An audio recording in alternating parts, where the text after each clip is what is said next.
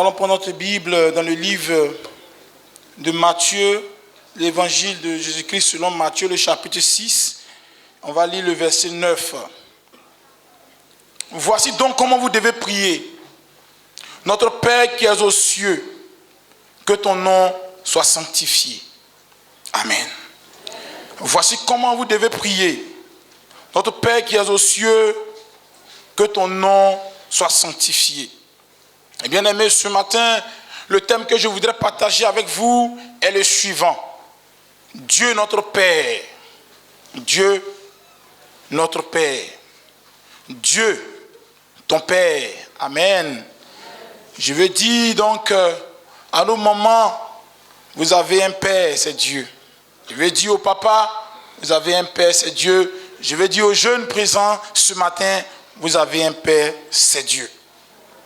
Le but donc de mon message ce matin, c'est donc d'amener le peuple de Dieu à savoir que Dieu n'est pas loin de toi.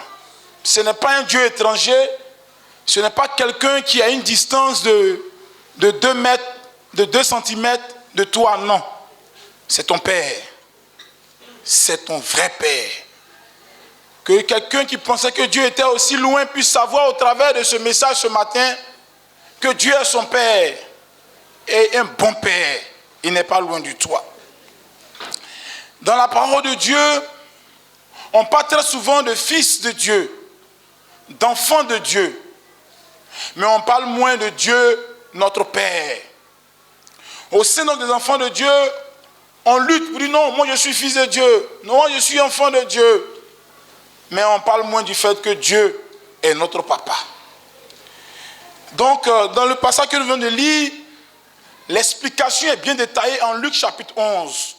Le contexte est défini en Luc chapitre 11. Qu'est-ce qu'il est dit en Luc chapitre 11? Il a dit que Jésus priait un jour, en un certain endroit. Quand il a fini de prier, ses disciples sont venus lui dire, Maître, apprends-nous à prier. Et donc, c'est la réponse à cette requête-là, à cette question que nous avons lue donc dans le livre de Matthieu chapitre 6, le verset 9. Il dit, alors Jésus leur dit, va leur dire, si vous priez, dites, notre Père qui est aux cieux, etc., etc.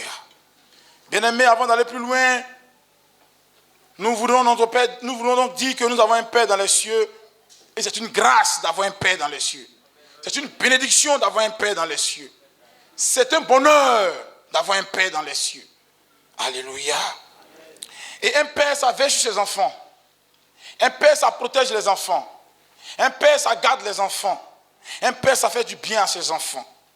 Cette question que les disciples ont posée à Jésus a donné l'occasion à Jésus de souligner un certain nombre de points que nous allons voir ce matin. Des points très importants.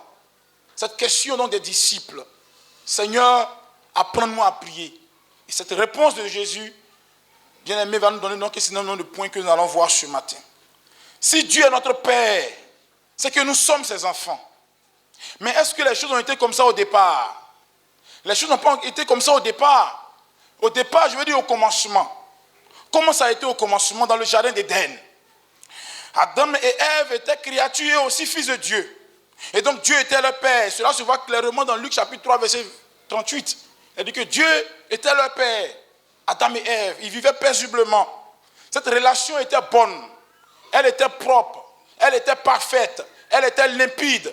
La relation donc il liait donc Adam et son Père Dieu. Ils n'avaient pas de problème. Mais quelque chose va arriver. Quelque chose va arriver.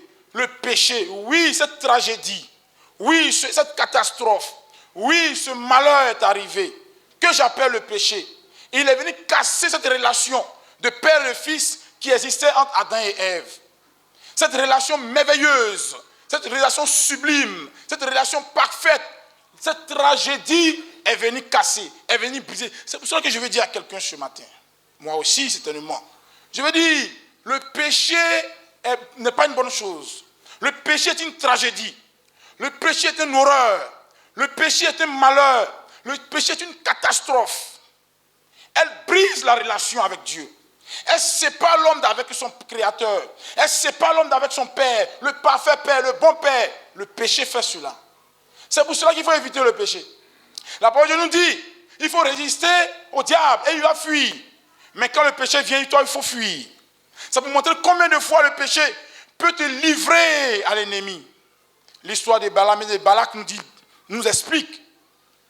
Un roi qui voulait donc maudire le peuple de Dieu. Et donc il y appelle un devin. Il dit au devin, toi quand tu parles une parole de malédiction, ça agit sur le peuple.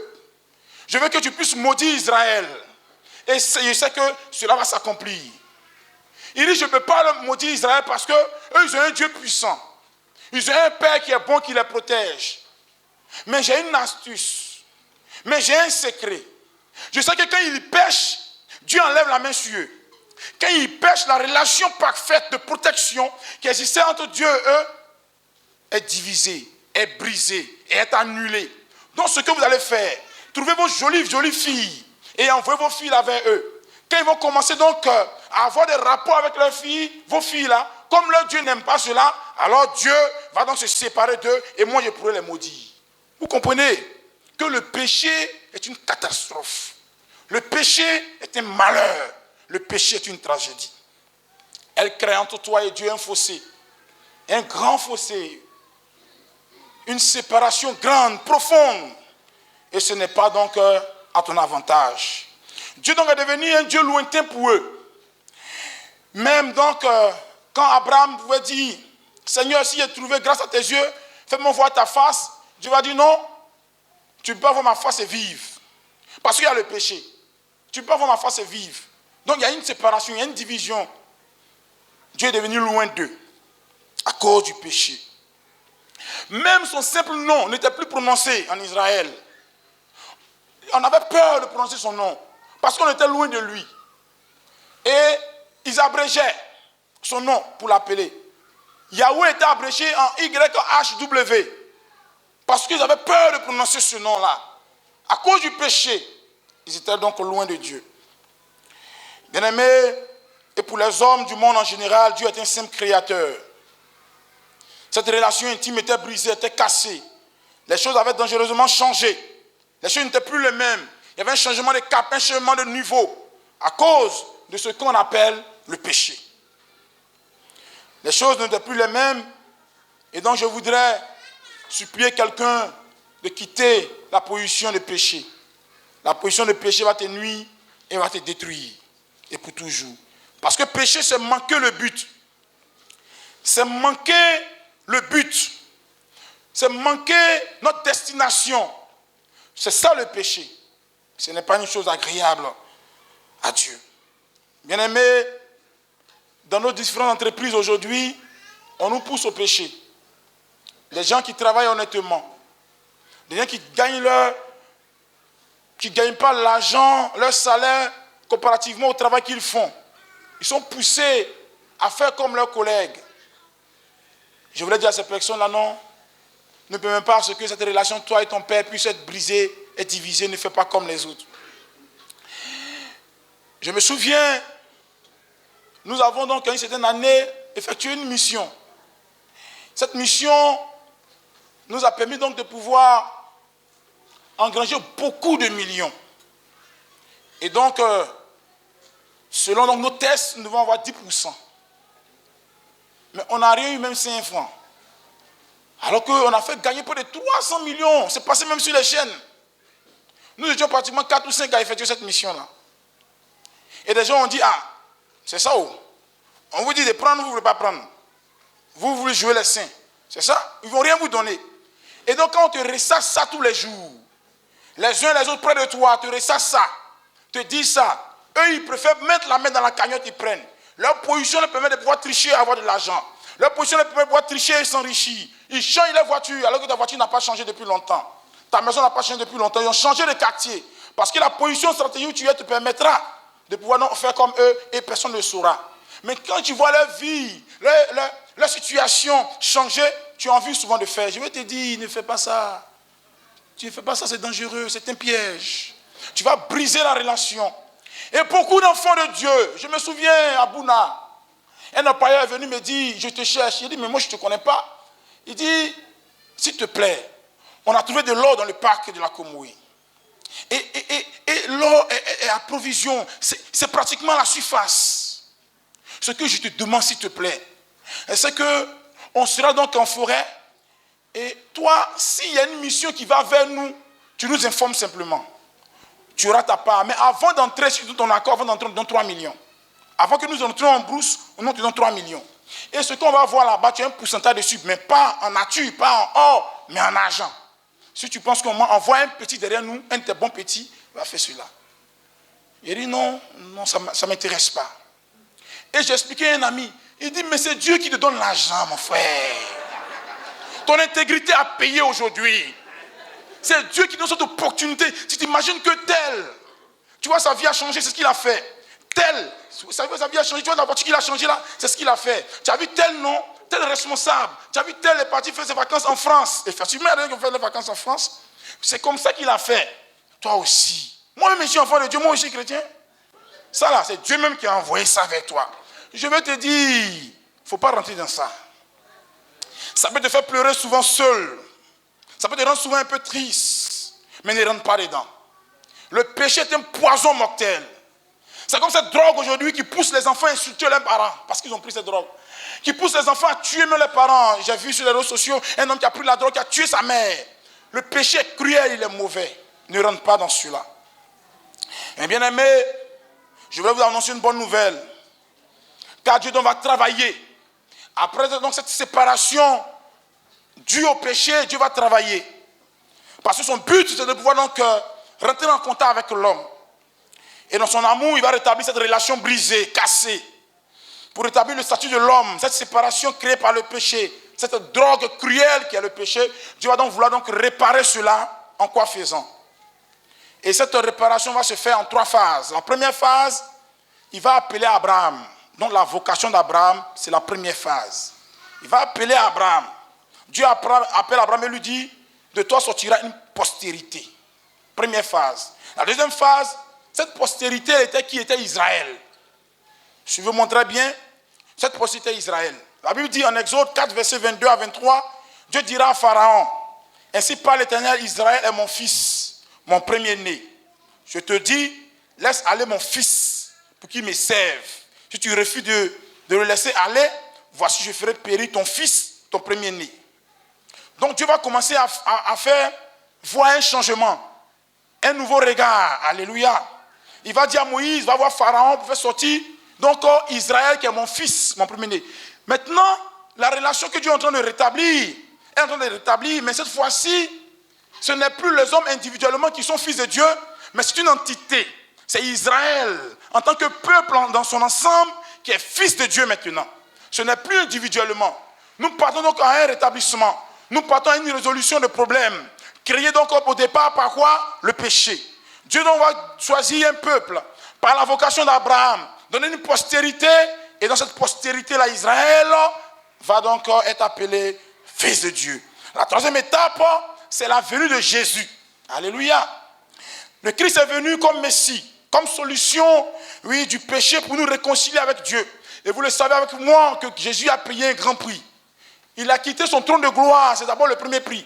Sa position élevée, qui était là-bas, il a quitté cette position élevée pour venir sur la terre, afin que par lui nous soyons sauvés.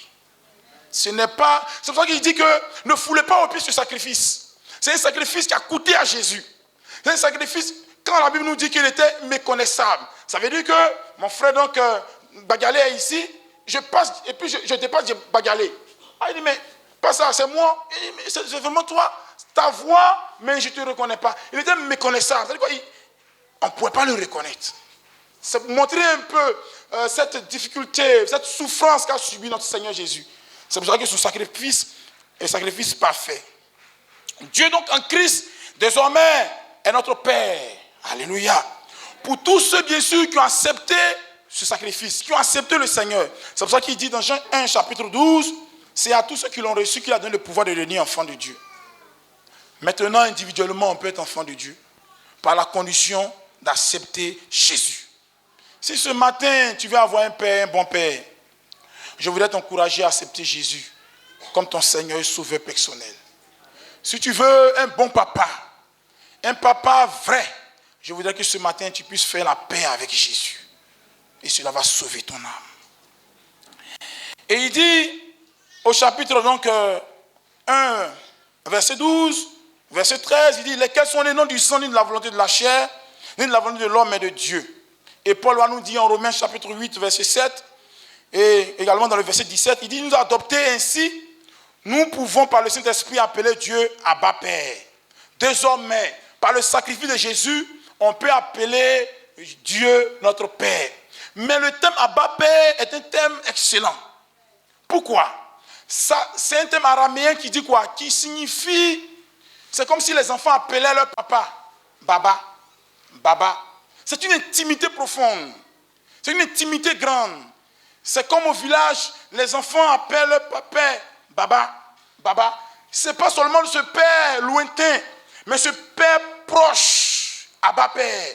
C'est que cet enfant, vous voyez, cet enfant qui est en train de manger la sauce graine, et il voit son papa et puis il court. Son papa est en tout plein, il court, il l'embrasse. Vous voyez cette intimité. Il n'y a pas de barrière entre eux. Il n'y a pas d'obstacle entre eux. Il peut sauter sur le cou de son père. Il peut l'entourer de ses bras. Il ne craint rien. Il n'a pas peur. C'est de cette relation-là que je parle ce matin. Cette relation vraie, cette relation profonde, cette relation intime, cette relation de père à fils. C'est cette relation-là. Jésus est notre Père. Il voudrait que chacun de tous ceux qui sont là soient ses enfants, ses vrais enfants, qui puissent l'appeler à tout moment, à toute heure. Un enfant n'a pas peur de réveiller son papa. Je me souviens quand on était tout petit. Mon père ne le réveille pas comme ça. Mais ma petite soeur court, elles sont le réveiller à tout moment. Il n'y a pas de problème entre eux. Ça marche. C'est ce que le Seigneur il veut pour nous. Le Seigneur n'est pas loin. Beaucoup voient Dieu comme celui-là même qui a un bâton. Il va me taper. Il va me taper il va me tuer. Il va me taper Non, je ne te parle pas de ce Dieu-là. Je te parle de celui qui est ton Père, ton vrai Père. C'est pour cela que quand tu as péché et que tu as demandé pardon à Dieu, c'est plus la peine de te promener ce fardeau-là. Tu te culpabilises et tu n'es pas à l'aise. Mais ce n'est même pas biblique. C'est même pas... Le Dieu même aussi, il est étonné. Il dit non, mais moi je m'approche de vous. Regardez la démarche que Dieu lui-même fait pour réconcilier l'homme avec Dieu. Qui a brisé la relation? C'est l'homme. Qui doit être fâché? C'est Dieu. Mais lui-même, il s'approche encore de nous par des moyens. C'est parce qu'il nous aime. Ce matin, je voudrais que quelqu'un puisse savoir, au-delà de tout, qu'il a un Père et un bon Père. Bien-aimés, alors, si nous prions, nous devons savoir que nous ne parlons pas dans le vide et nous parlons à un bon Père. Nous devons donc éliminer cette distance qui existe là, afin donc de pouvoir bénéficier de cette familiarité, cette simplicité qui existe donc avec notre Dieu. C'est aussi le sens du commandement missionnaire que Dieu donne à l'Église en Matthieu chapitre 28, verset 19. Le sens du commandement missionnaire. Il dit en Matthieu chapitre 28, verset 19 ceci. Allez faire de toutes les nations les disciples, les baptisant au nom du Père, du Fils et du Saint-Esprit. Faites des hommes et des femmes qui étaient auparavant séparés de moi. Faites-les fils de Dieu.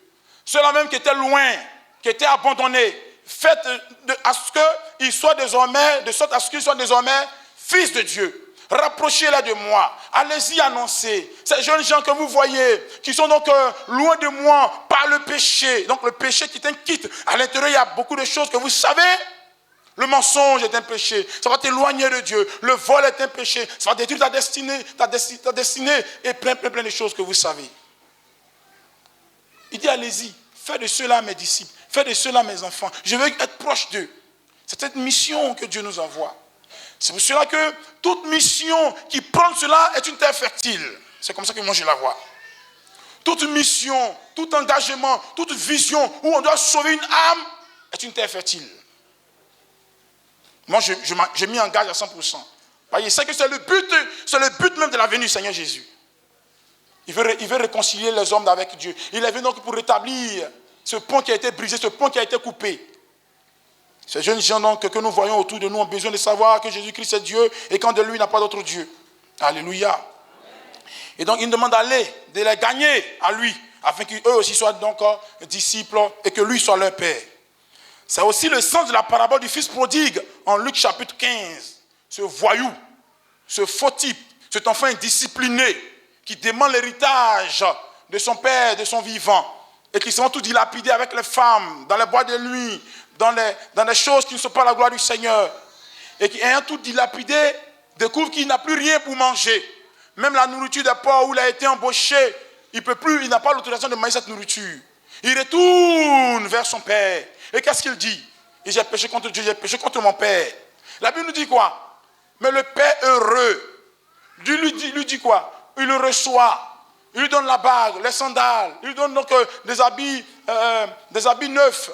Et il tue le veau gras pour le recevoir. Ce matin, Christ veut tuer un veau gras pour recevoir quelqu'un. Quelqu'un donc qui est séparé de Dieu. Par une situation quelconque. Il veut te réconcilier avec lui. Il veut te donner donc des sandales. Il veut te donner des habits, un anneau. Il veut te donner de la nourriture propre. Il veut te changer, te transformer. C'est l'amour de Dieu manifesté à ton égard. Cette main tendue-là, ne la rejette pas ce matin dans le nom de Jésus. Il y a un oncle qui m'a raconté une histoire. Il dit, il y a un monsieur. Et cet homme-là, je vais donner un nom, Kouadio. Parce que Kouadio, il y en a de Bondoucoin, il y en a de Dida, il y en a de Baoulé, il y en a d'Agni, donc ce n'est pas quelqu'un. Il va donner quelqu'un ici. Il dit, mais tu sais mon frère, le voisin d'à côté là, il est riche, ça va chez lui. Mais chez nous, ça ne va pas. On est dans la misère. Quand je me suis renseigné, il a pris un de ses enfants pour faire sacrifice et ça va chez lui. Mais si moi, mes nombreux enfants là, si j'ai pris un dedans, et puis l'argent là pour aider ses autres frères, est-ce que c'est mauvais? J'ai pris un, j'ai fait, et puis l'argent, c'est pour aider ses frères en fait. Ses frères souffrent devant lui. Donc je prends un, et puis je prends pour aider les autres. Est-ce que c'est mauvais, frère? On souffre trop. Ce n'est pas de ce père-là que je parle. Mais je ne parle pas de père qui lui-même se sacrifie. Il ne sacrifie pas l'homme, ses enfants, mais lui-même il vient sur la croix, dans ce désert brûlant chaud, il accepte de couler son sang pour que tu sois sauvé. C'est de lui que je parle ce matin. C'est ce Dieu vivant, puissant, plein d'amour, plein de grâce. Il n'est pas loin, il est proche de toi. Quand tu pries dans ta chambre, ne pense pas qu'il est loin de toi. Il faut sentir sa présence. Souvent on éloigne la présence de Dieu. On a caricaturé Dieu. C'est un gros monsieur, grand de taille en forme, et qui parle d'une voix rauque. Oh. Donc quand on prie même, on a cette attitude-là. Non, ce n'est pas le féticheur là du quartier, ce n'est pas lui. Comme ce fétiche du village, quand il sort, on fuit. On annonce, le fétiche sort, toutes les femmes rentrent dans les chambres, tous les hommes fuient, ils quittent les rues, parce que si tu le vois, tu meurs. Le sauveur du village, là, si tu le vois, tu meurs. Mais Jésus se présente à nous. Et celui qui tourne ses regards vers moi, le visage rayonnant de joie. Il est avec nous tous les jours. C'est lui que je veux présenter ce matin à quelqu'un qui ne connaît pas Jésus. Je veux te dire, ne va pas en enfer. Il y a la solution.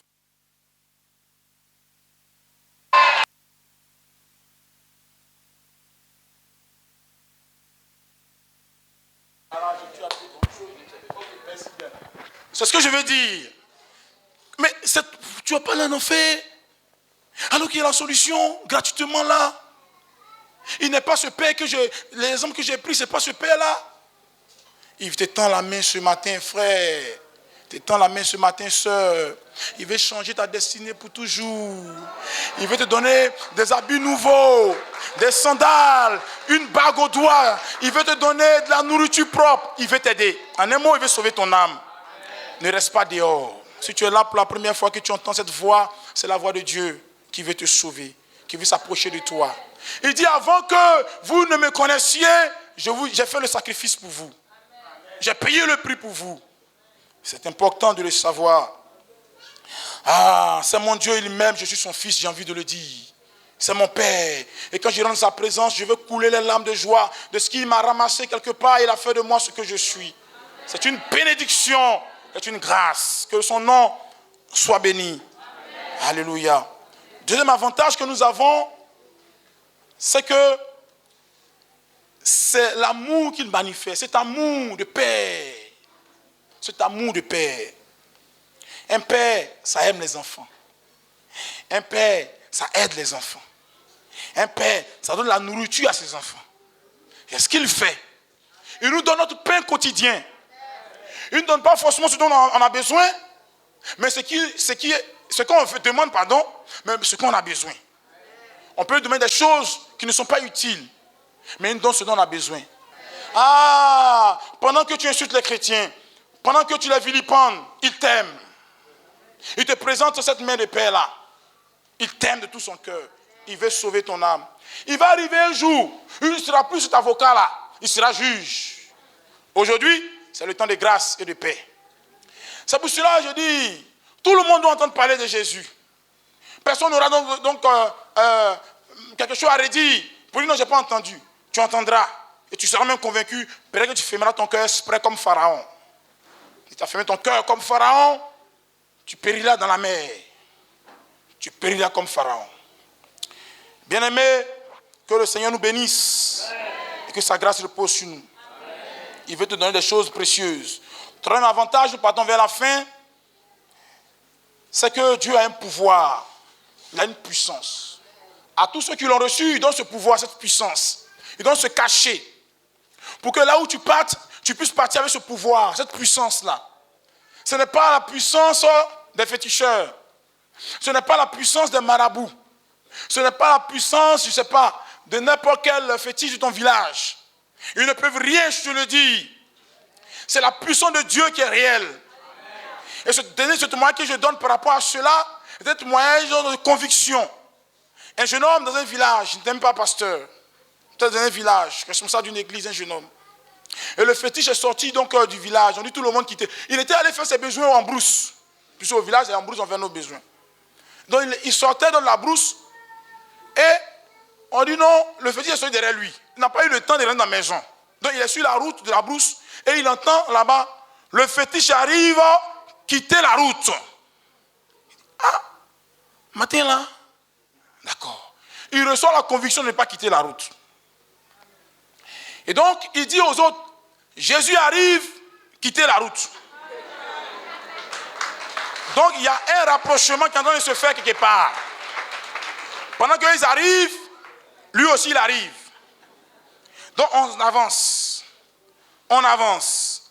Et les gens répètent en tapant donc les trucs qu'ils ont là, pour faire du bruit, pour dire, quittez sur la route. Parce qu'effectivement ce génie là, ce fétiche là, il est puissant, donc les gens meurent. Donc les gens font le fort d'informer. Si quelqu'un est en brousseau, il n'a qu'à se cacher en même temps. Il ne faut pas, ils vont dire, ils ont tué quelqu'un. Et lui il réplique là-bas, que je vous dis que celui avec moi est plus puissant que vous, il arrive, c'est vous qui devez dégager. Cette conviction, il a reçue. Et donc, pendant qu'ils sont approchés, le témoin qui était rendu dit que quand ils l'ont vu, on ne sait pas ce qui s'est passé dans leur camp, mais il y a une débandade totale dans leur camp. Une débandade totale dans leur camp. Sauf qu'il peut. Merci, ancien. Sauf qu'il peut. Pourquoi? Parce que la puissance arrive. Le pouvoir qu'il a là est en train de se mettre en action. Lui-même n'a rien fait, mais c'est la puissance que Dieu lui a donnée. Le pouvoir que Dieu lui a donné. En parlant simplement, Dieu s'est manifesté. Et les gens sont venus au culte dimanche. Il y a un parmi eux qui est mort en fait. Pendant cette demande, il y a un qui est mort. Et tous les autres sont venus à Jésus, sont convertis. Il y a un pouvoir qui va te donner. Il y a une puissance qui va te donner. Ça te permettra donc de pouvoir chasser ces moutons noirs qui te poursuivent la nuit. Ces chiens qui te poursuivent, ces maris, ces femmes de nuit. Tu vas les chasser toi-même, personne ne viendra. C'est ça, c'est ce qu'il fait. Le Seigneur nous donne donc ce pouvoir. Il ne vous inquiétez de rien. Mais en toutes choses, faites connaître vos besoins à Dieu par des prières, des supplications, avec des actions de grâce. Et la paix qui surpasse toute intelligence gardera vos cœurs et vos pensées en Jésus-Christ. Dernier avantage, avant-dernier avantage, c'est que le Père assure la protection de ses enfants. Et ce que nous avons dit, mais nous allons prendre un passage de la Bible. En Somme 91, on dit, ne nous induis pas en tentation, mais délivre-nous du malin, de ce qui peut être nuisible pour nous. Celui qui demeure sous l'abri du Très-Haut repose à l'ombre du Tout-Puissant. Verset 1. Verset 2, je dis à l'Éternel, mon refuge et ma forteresse. Il est ta forteresse, il est ton refuge. Cherches-tu un refuge? Cherches-tu une forteresse? Je te présente Jésus ce matin. Oh, c'est en lui que tu te confies. Tu reposes à l'ombre du Tout-Puissant. Oui, oui, son ombrage est une protection, est une cuirasse, c'est un refuge pour toi. L'idée de protection est un principe naturel. Même la mère la plus faible va défendre son enfant. Regardez les enfants. Même si un enfant, son papa est le plus flingué de l'église, je ne sais pas qui est le plus mince de l'église, je ne vais pas lui demander si c'est une debout, mais si ton papa, cet enfant, son père est le plus mince, et qu'il a un problème avec un louba dehors, il va dire, je vais appeler mon papa. Ah, l'enfant, c'est ce qu'il va dire. Il dit, tu m'as frappé, non? Il m'a appelé mon papa. Tu vas voir. Toi là, tu vas voir. Pourquoi? Il a une confiance. Parce qu'il sait que son papa ne va pas le laisser comme ça. Son papa va venir défendre son fils. Et Dieu alors? Est-ce qu'il va te laisser comme ça, dans la souffrance? Je ne le pense pas. Je pense que vous également avec moi, vous ne le pensez pas. Il viendra pour défendre son enfant. Lui qui cherche à rétablir une relation brisée, ce n'est pas lui qui va t'abandonner. Si tu passes par un moment difficile, une situation compliquée, je vais te dire, c'est une question de temps. Ce n'est pas que Dieu t'a abandonné. Et je le dis sincèrement. 3 thèmes donc se dégagent du livre des Psaumes que nous venons de lire. Le premier, c'est que notre Dieu, il est Seigneur. C'est la royauté de Dieu. Dieu est roi sur toute la terre. Deuxième thème, c'est la protection à travers ces mots comme refuge, cuirasse, abri. Il nous protège, il nous garde. Troisième avantage que nous avons en tant que fils de Dieu, c'est que nous avons l'occasion de l'adorer et de le célébrer. Les anges me sont étonnés de voir que nous, les humains, nous sommes aussi considérés, nous participons à l'adoration. Nous célébrons Dieu, le merveilleux, excellent. Un monsieur m'a posé la question, il dit, mais vous parlez en langue, c'est quoi? Je veux comprendre. Un DRH. Parce qu'on s'est connus à Bondoukou pendant la crise, et à Abidjan maintenant. Il dit, c'est quoi le parler en langue? Lui, je ne comprends pas. Est-ce que vous ne fabriquez pas des choses? Parce que mais moi je ne comprends pas. C'est quelle langue qui n'existe pas dans les dictionnaires? Ça n'existe pas dans les cahiers. Ça n'existe pas dans aucun livre. On n'apprend pas ça à l'école. Et vous parlez ça. Il a dit oui, c'est un mystère. Si tu es né de nouveau et que tu acceptes Jésus, tu recevras ce pouvoir, cette puissance-là. Tu parleras en d'autres langues au nom de Jésus. C'est le sceau de Dieu sur ta vie. C'est ça, la grâce que nous avons. C'est vrai, il y a des démons qui existent. Il y a des sorciers qui existent. C'est vrai, il y a des méchants qui existent. Mais il y a Dieu qui nous protège de toutes ces personnes-là. C'est pour cela, même si tu doutes de quelqu'un qui est assis près de toi, si tu penses que c'est un sorcier ou bien tu penses que c'est un démon, tu penses que c'est quoi que ce soit, il faut rester tranquille. Ton Dieu là, il te protège. Dors tranquille. Il va arriver un jour, il sera dévoilé. Hein. Le temps là, c'est le temps de sa repentance. C'est le temps pour que Dieu puisse le sauver, puisqu'il aime tout le monde. Mais il ne te fera rien. Il ne faut pas avoir peur. Il ne faut même pas craindre. Quand tu voyages, tu dois confier ton voyage au Seigneur, il ne faut pas avoir peur, il ne faut pas craindre. Dieu est avec toi, il te protège, il te garde. Il ne t'abandonnera jamais. Alléluia. Comme aussi, Père, il faut savoir que Dieu nous assure sa correction. Comme aussi un bon père, il faut aussi corriger l'enfant. C'est ça aussi l'amour de Dieu. N'oublions pas cet aspect. Il est bon père, mais il ne nous gâte pas. Comme beaucoup de pères et de mères aujourd'hui, qui ont gâté leurs enfants, qui ne les maîtrisent plus. Il est obligé de demander à quelqu'un d'autre. J'ai vu un monsieur, un homme âgé, malade, diabétique, qui disait à son fils, il dit à son neveu, il faut dire à mon fils, il faut lui demander pardon, il ne faut pas que la voiture, là, quand il va partir, ça, il va aller loin, ça. Il n'a qu'à juste aller au carrefour, là, venir, il ne faut pas apporter pour se promener. Un fils impur de lui-même. Il a entendu, il dit, papa, pourquoi il n'a qu'à me demander pardon? Pourquoi il n'a pas me demander pardon? Toi aussi, tu aimes trop ça. Tu vois? Parce que le père ne maîtrise plus ce fils-là. Comme un bon père, il nous châtie. Beaucoup pensent que c'est seulement le miel qu'ils vont recevoir de Dieu. Mais non, si vous prenez le chemin de l'égarement, il va vous ramener à lui. Il veut vous sauver. Donc si vous quittez le chemin là, il fera l'effort de vous ramener à lui pour sauver votre âme. Alléluia. Afin que vous ne puissiez pas vous perdre, mais vous puissiez être sauvés. Hébreux 12, verset 7, il a dit ceci. Supportez le châtiment. Hébreux 12, verset 7. Supportez le châtiment. C'est comme des fils que Dieu vous traite. C'est comme des fils que Dieu vous traite. Car quel est le fils qu'un père ne châtie pas? Mais si vous êtes exempt du châtiment auquel tous sont part, vous êtes donc des enfants illégitimes et non des fils. Ça veut dire quoi? Ça veut dire que si vous êtes enfant de Dieu, et vous vous égarez et vous ne châtiez pas, c'est que vous n'êtes pas enfant de Dieu. Et vous ne vous ramenez pas, vous n'êtes pas enfant de Dieu.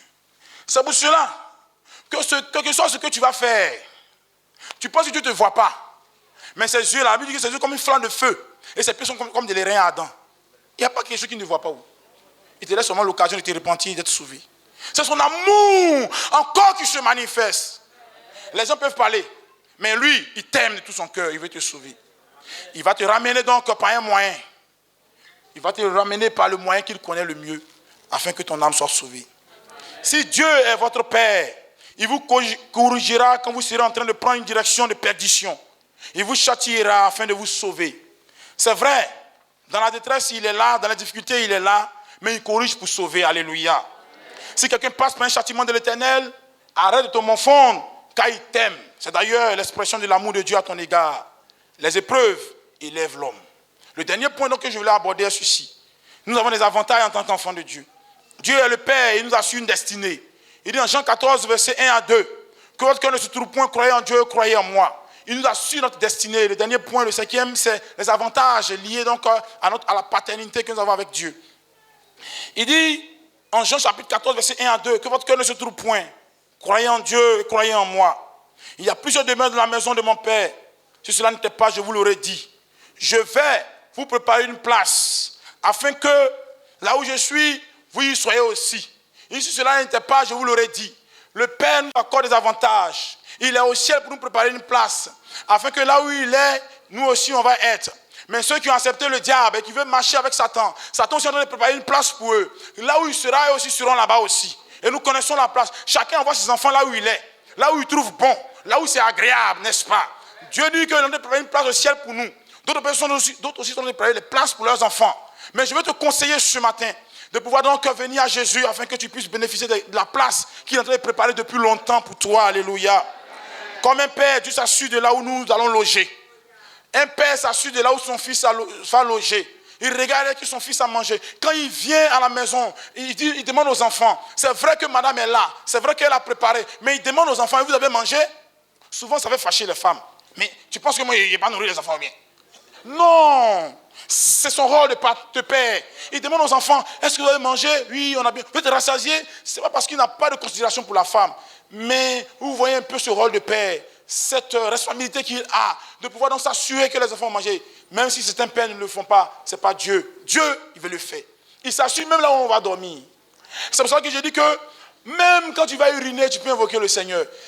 Il n'y a pas de... Il te protège partout. Il te garde partout. Il te soutient partout. Il est avec toi. Si tu veux, quoi que ce soit, il va te donner. J'ai donné ce témoignage quand je partais à Toumaudi. J'ai dit que mon matelas était sur le véhicule. Et il pleuvait.